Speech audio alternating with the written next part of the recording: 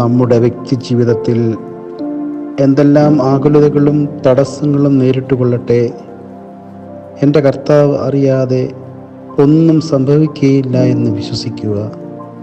ദൈവഹിതത്തിന് വിധേയരായി ജീവിക്കുക. പരപ്രേരണയ്ക്ക് വശംവദരായി അല്ലെങ്കിൽ ഭൂരിപക്ഷ അഭിപ്രായമനുസരിച്ച് തീരുമാനങ്ങൾ എടുക്കേണ്ട സാഹചര്യം ഉണ്ടാകുമ്പോൾ ദൈവഹിതം മനസ്സിലാക്കി ജീവിതത്തെ ക്രമീകരിക്കുവാൻ നമുക്ക് സാധിക്കണം. വിശുദ്ധ മത്തായി ശ്ലീഹ എഴുതിയ സുവിശേഷം 4-ാം അധ്യായത്തിൽ പരീക്ഷകൻ അടുത്തു വന്ന് കർത്താവിനെ പരീക്ഷിക്കുന്നു.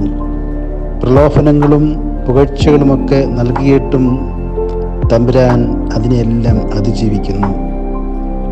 ഭൗതികതയുടെ പ്രലോഭനങ്ങളെ അതിജീവിക്കുവാൻ കർത്താവിനെ പ്രാപ്തനാക്കിയത് പ്രാർത്ഥനയുടെയും ഉപവാസത്തിൻ്റെയും കരുത്താണ്.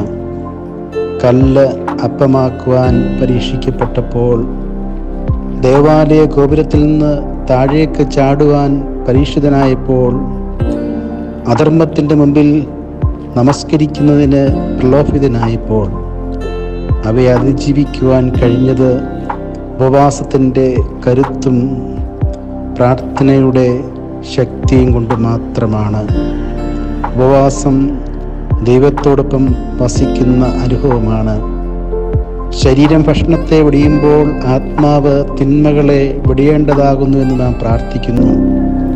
ആത്മാവിൻ്റെയും ശരീരത്തിൻ്റെയും മനസ്സിൻ്റെയും വിശുദ്ധീകരണമാണ് നോമ്പിലൂടെയും ഉപവാസത്തിലൂടെയും സാധ്യമാക്കുന്നത്.